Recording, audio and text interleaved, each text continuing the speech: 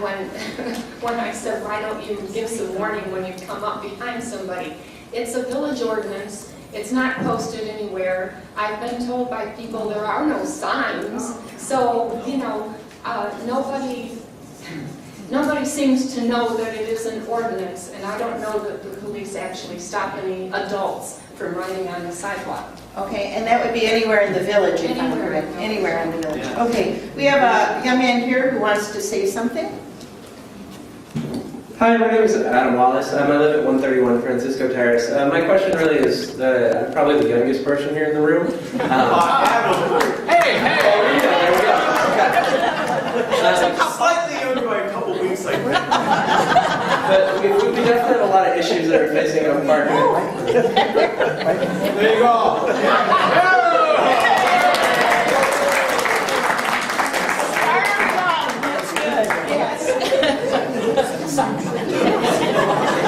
But Where else can you be having so much fun? we've got a lot of issues in OakPark that I think are multi-generational issues, and I think are problems for the younger generations of high school kids and college kids, as well as everyone else here. And what we can do for the village board or the village overall to better engage younger generations in politics. So we're having conversations about, if we talk about bikes, I'm going to say we should allow bikes everywhere and maybe not put up unfriendly signs on village streets, banning us from riding there. We're talking about what we can do to development for younger generations and development for the schools and laws and things, so we're engaging other generations in the conversation. What might you suggest would be a thing that would get people involved, young people involved? Maybe starting like a young village board, so maybe like a high school village board or a college student village board, and working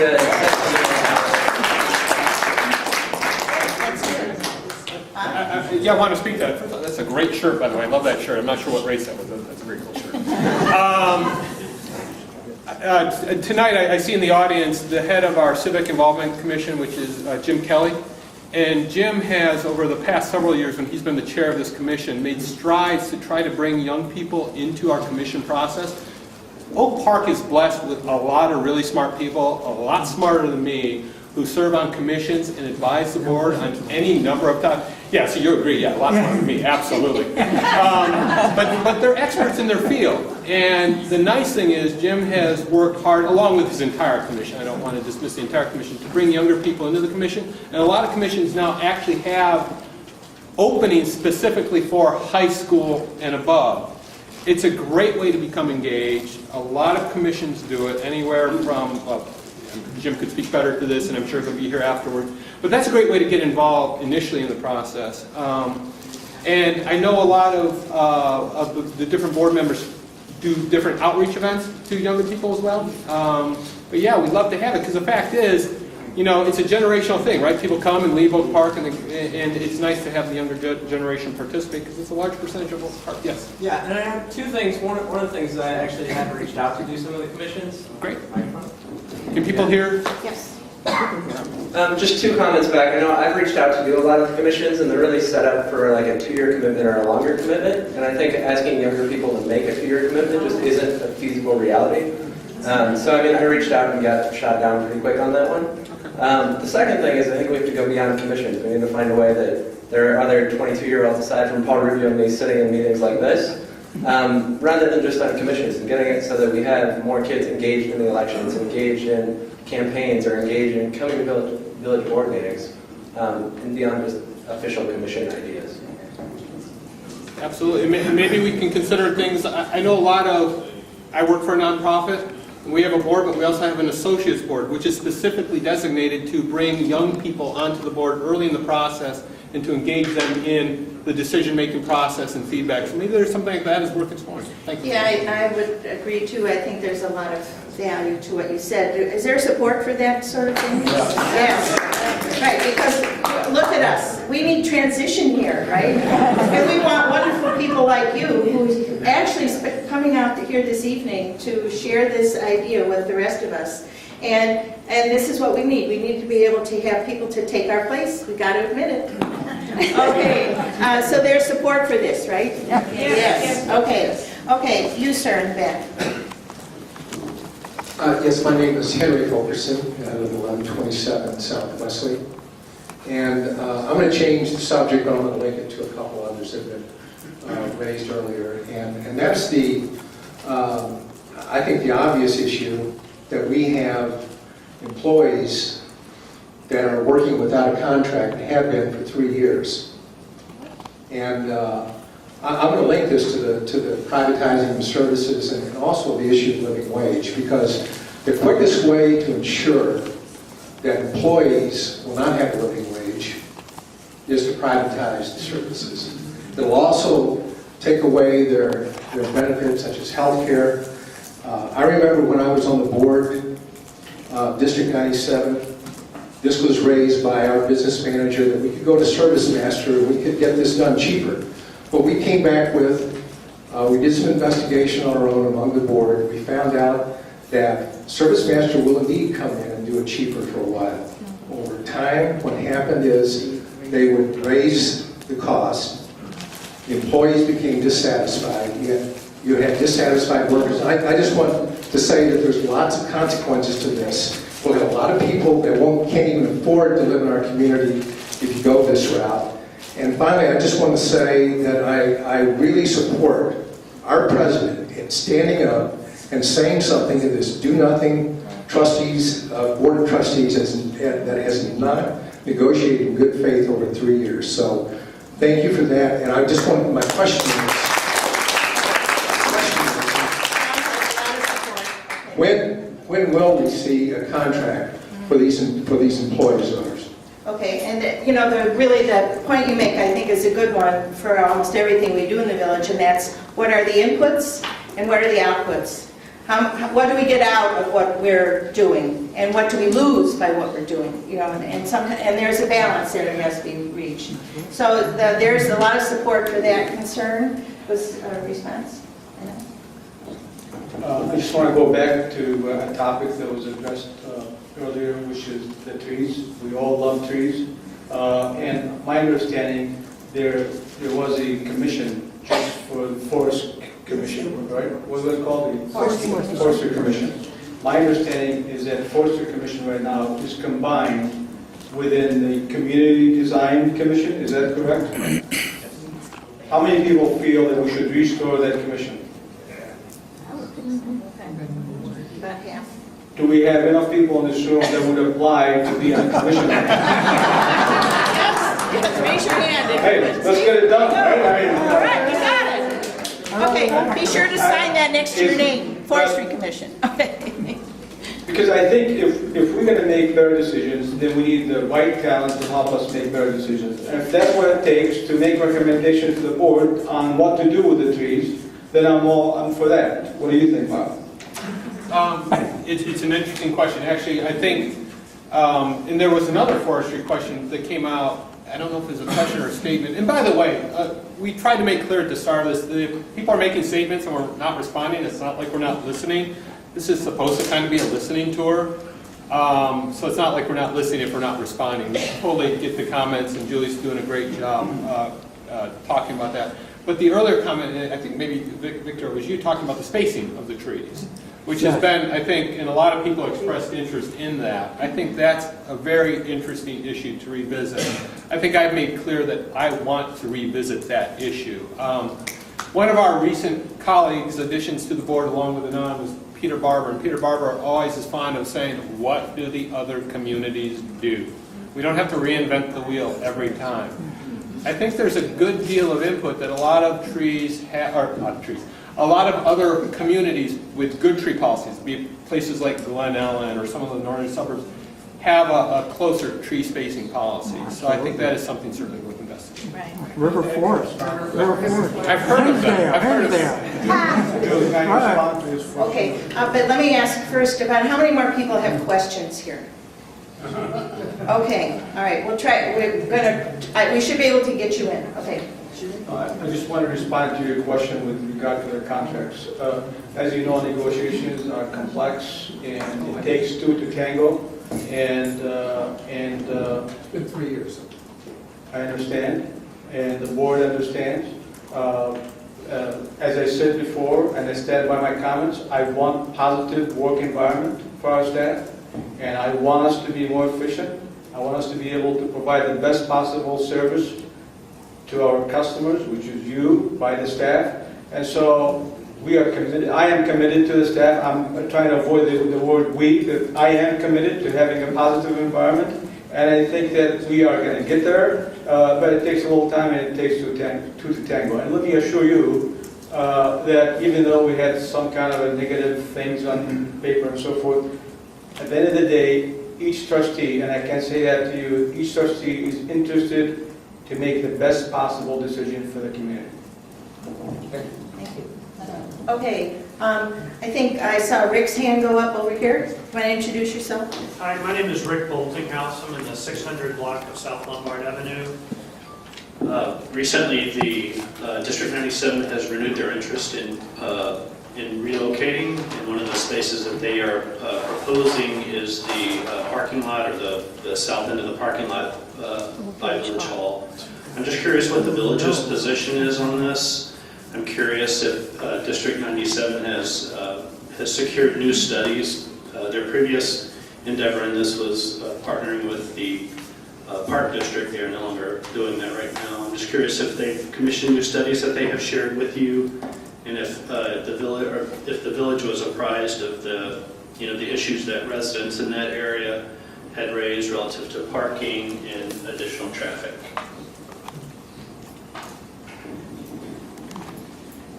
Well, we inherit the past, but we are responsible for today, and we have to be accountable for the future. And there is an agreement between the Village of OakPark and the District 97 that was a long time ago. Probably was signed by President Larry Christmas, and the agreement has to do something with the TIF and the TIF distribution. And so, as a board, we're trying to make the best possible decision again for the whole community as a whole on how we can share resources and services so we're not duplicating whatever it is that needs to be duplicating. And if we can take some of their buildings and put it back on the tax roll to make it a positive thing for the community as a whole, I think that we need to study this issue very well, and we need to be able to make sure a good decision based on the agreements we've had in the past that we have to be committed to. The last thing I want is to have a lawsuit between the Village of OakPark and another taxing agency. And I tell you what, it's the last thing any village trustee or board member want to have. We don't want that because it's your money that we're using it to sue each other. I don't want that. Okay, so we have to find a medium ground on how we can work together to make that work.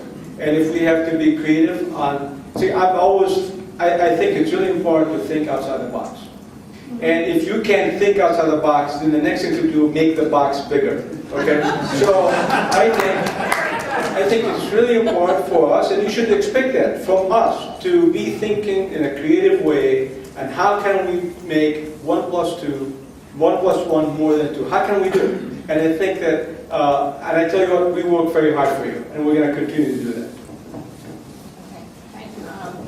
You know what I want to do is how many, people who want to speak, raise your hands, and I'm going to have you count off, okay? So, 1, 2, 3, 4, 5, 6, 8. 9. 10, okay. I have 2 from the audience. Oh, one over there, okay. 11, okay, and we have 2 blocked questions, 12, 13. 13, I mean, that 2 plus, yeah, 13, okay. Well, we have about 20 minutes left, which is really cutting it close. So let's kind of leave it to, what is that, 2 times, that's about a minute and a half you get, okay? So let's start with number 1. Can you put the sheets on the wall, please? Oh, yes, I'll do that right now. Okay, and Jim, you're number 1, right? I understand that there are some supervisory and manager positions in the staff in the village that are not filled with employees. Like there's, they're acting or from staffing agencies, and I just wondered what that's about, why they're on permanent. I'm sure I didn't understand that. Say that Like the HR director is this from the staffing agency. I understand there's several supervisory management positions that aren't staffed by permanent employees. Okay. I was wondering what that was about. Yeah, I think all it's about is that we've had people recently leave the organization, and in the interim, we have to have someone help out. I mean, I do that at my own company, but the idea is to certainly replace them long-term with a full-time employee. Does that make sense? I mean, in the interim, you got to fill a gap, and you need someone to help out. Yeah, there's so many gaps, I just wanted. I'm sorry, so many? How so? It seems like there's a few gaps. I heard there's a few Yeah, maybe gaps. there's HR. Yeah. That's honestly the only one I know of, but I can look into it. Okay. HR, parking, and... Okay, just a show of hands if there's concern about temporary employees in Village Hall. Okay, limited. It's something if you haven't read about, you probably don't know much about, so it's something that should be discussed. Okay, Jim? Jim Kelly, 1043 South Harvey, Oak Park. Bob mentioned that I'm the chair of the Citizen Involvement Commission. I just wanted to address the concerns about the demise of the Forestry Commission. We expanded the number of people on the Community Design Commission, which has in its enabling ordinance many of the aspects of the considerations that the Forestry Commission had. We also put requirements on 2 of the positions in the Community Design Commission that they have to have an arborist background. That was never the case when there was a forestry commission. Every commission has to develop an annual work plan that is approved by the Board of Trustees. If you look at the work plan of the Community Design Commission and you see that they are not paying attention to the forestry component of their work plan, you should say something. If the trustees in reviewing that work plan are seeing that there is not sufficient attention being paid to our urban forestry resource, then that needs to be addressed because they inherited all of the responsibilities that were in that enabling legislation to begin with. The Forestry Commission was originally established during the early days of the Dutch elm disease because there was no forestry department. So there is some redundancy in having the Forestry Department and the Forestry Commission, but the responsibilities of the Forestry Commission have not disappeared. They're in the Community Design Commission. As a person who is responsible for helping fill 154 positions on current boards and commissions, I would encourage you to hold the Community Design Commission responsible for its actions on forestry rather than create another commission. Okay, thank you, Jim.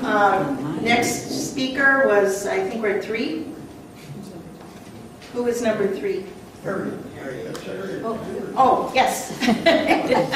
My name is Harriet Robinet. I live at 214 South Elmwood, and I've been concerned that artificial turf is being used over at Ridgeland and the park, and it's not green leaves to take up carbon dioxide, and it's ruling out work that the forest or whatever commission people have to cut the grass and all. So I don't like the artificial part. Thank you. Okay, does anyone here share that concern? Okay, pretty good response, about half, I'd say. Can I make a quick comment about Yes. this? I certainly, if that's a concern of people in the room, that's not us. That's the park district. We have no say. But I understand the concern, and I appreciate the concern. If only somebody's son was on the park district board or something like that, then they could bring that to the concern. If only. It is also actually District 97, I have to say, because the school, Irving School is the school and the park together. So, and the high school has artificial turf that has been now replaced 3 times. Okay, so we have the concern. Okay, number 4. Okay. He's got it. I'm Mike Levy. I live at 331 North Road with my lovely wife Pat for the last 40 years or so. I'm also a property owner on Madison Street and a member of the Madison Street Business Association. My concern has to do with Madison Street and the development thereof. I'd like to bring back that point if we could. I'm concerned about the proposals to narrow Madison Street. The road diet for Madison Street, I think is unrealistic and would discourage that. But I would like to encourage the use of some of the TIF funds to subsidize or encourage or some development there directly to the developers or the contractors. Use those funds not just for landscape purposes and streetscape and what have you, but also encouragement for the developers that they might incentive, financial incentive, I guess is the word I'm looking for development of Madison Street. Okay, so sounds like pretty universal on that. I would say about 90%. Okay, Anan. Thank you for that question. You may not like the diet, Road diet, road diet. narrowing Madison Street. I get it. 2 lanes. But I think the bigger issue is leaving Madison Street the way it is should not be an option. And I think that we owe it to the community, we owe it to the neighborhood to really make Madison a top priority for us, to make it a much more livable street, and for the residents and for the kids to cross the streets to schools. And every time I drive there, and then I drive through Forest Park, and I drive through that, I just get like, hey, this should be in Oak Park. I want that buzz in Oak Park. So somehow, we as a community need to come together. Not each of us is going to get exactly what they want, but we have to be able to come together and have a plan and stick with it and get it done. Now, 50 years from now, we may look back and say, you know what, maybe that was not a good decision. But we cannot continue to be indecisive about what needs to be done. That's my view. Bob? I think I would second that. As a matter of fact, we had a board meeting probably less than a month ago, right, on the very topic of Madison Street. And I think there was certainly consensus, as far as I saw the board, saying that this is a time to really look at trying to incentivize development on Madison. Now that's a big decision for some, because I always hear people say to me that, you know, look at Berwyn on Roosevelt Road. Look at the great things they're doing. They're bringing in businesses. They're doing. Well, guess what they're doing? I mean, they're incentivizing them. Now, I'm not saying we have to be making payouts to everyone, but I also don't want to unilaterally disarm to all the communities around us and not offer some incentives. And key block incentives, like for instance at Oak Park Avenue in Madison, I think we all agree that's kind of a key location in the village. Trustee Salzman brought this up about a month ago at the meeting, saying that this is the kind of thing we need to invest in and get something going on Madison. Speaking to the road diet in particular, and I guess Anan alluded to this, I mean, we also need to consider what kind of traffic flow retailers want on Madison, whether or not really reducing and giving a road diet to Madison is what's going to attract retailers, because I think some on staff actually believe that's not the case, and it might be counter to bringing on new businesses on Madison, depending on what kind of businesses we want to bring. Oh, wouldn't you know, it's the president's wife with the phone. All right, there we go. I need some audience because we only have 15 minutes left. I didn't mean to say the president. She's okay. You're forgiven. But back to the point, I think, yes. Now, I mean, honestly, everything you said, Mike, I was like, yes. So. Hey, Bob, I'd like to do a follow-up on that. But I also think we need to be realistic about what could be done in Madison Street. If you're going to expect to have a mom-and-pop operations from Harlem to Austin, that's a 1.5 mile stretch, okay, from Harlem to Austin on Madison, it's a 1.5 miles. We can't find enough mom-and-pop operations to occupy every space, even if we give it to them for free, okay? The other thing I want you to keep in mind, in Oak Park, the taxes on businesses, the property tax for businesses, it's like $9 a square foot. Let's call it 10.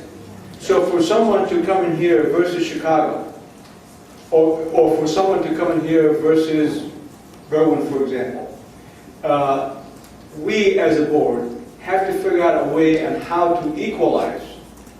How do we even the playing field for the developer or for the business person or for the mom and pop operation to come into Oak Park so they can set up shop here, generate jobs here. I want the buzz in Oak Park, and I want you to want the buzz in Oak Park. We need vitality in Oak Park. We deserve it. We're the best community out there. We have this proximity to the city. We have the trains going back and forth. So if you know of anybody that is working in a company and wants to set up shop, bring them here. If you work for a company and they are looking to expand, tell them to come to Oak Park. We need any kind of business to come to Oak Park. But I don't mean any kind of business, but I mean, I want business to come to Oak Park. There's your headline, Dan. There's your headline right there. I'll take that back. Would you rephrase that? President Abu-Taleb wants not. No, it's a good point. And historically, Oak Park was blessed with what was on Madison, which were large car dealerships, which brought a lot of tax revenue. Now and in the future, we're a bit cursed because those things have large lots, they're spaced apart.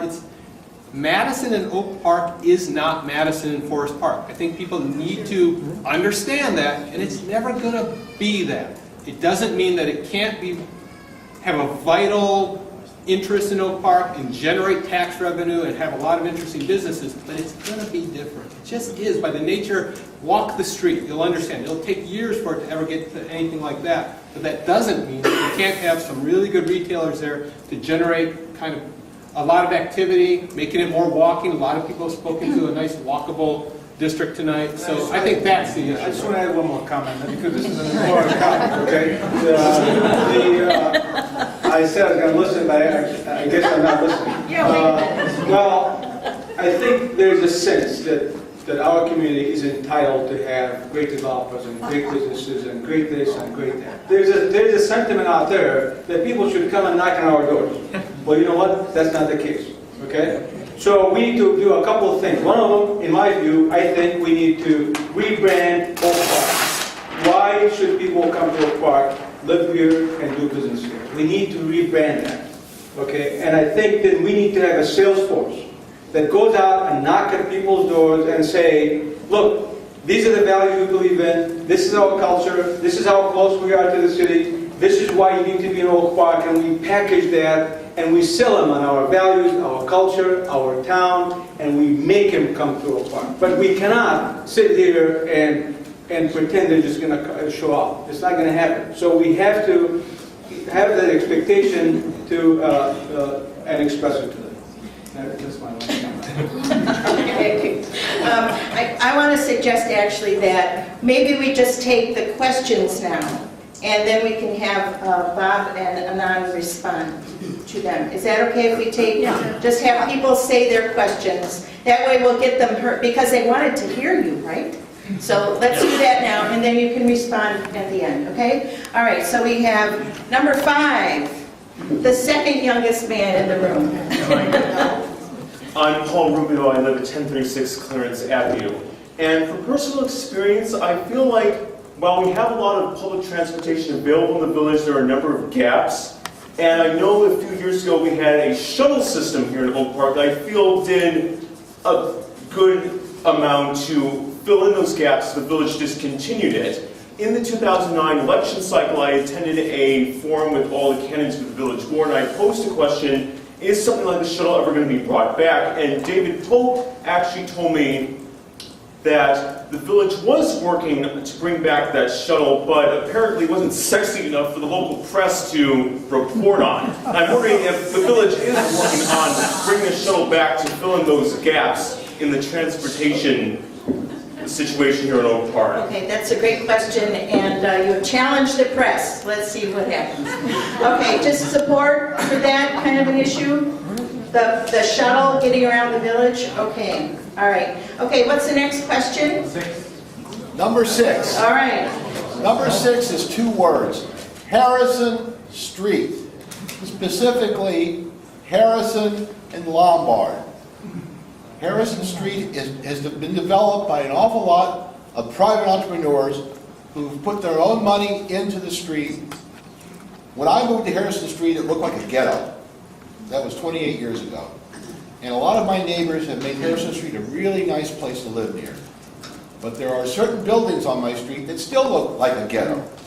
And I have talked to every village president. Mr. Anan, I have not yet had a chance to talk to you, but I've talked to every other village president. I've talked to every village board member. Julie and I have been involved in this process. No, I haven't. And I have gotten promises, and no one does anything. Okay, Frank, I'm going to interrupt, and the reason is that I apologize. I did not say that everybody should speak once before anybody spoke twice. So you've had 2 chances, but we'll put this down, Harrison Street. So who's after, okay, yes. Hi, my name is Doris Davenport, and I live at 1136 South Elmwood. 1136 South Elmwood.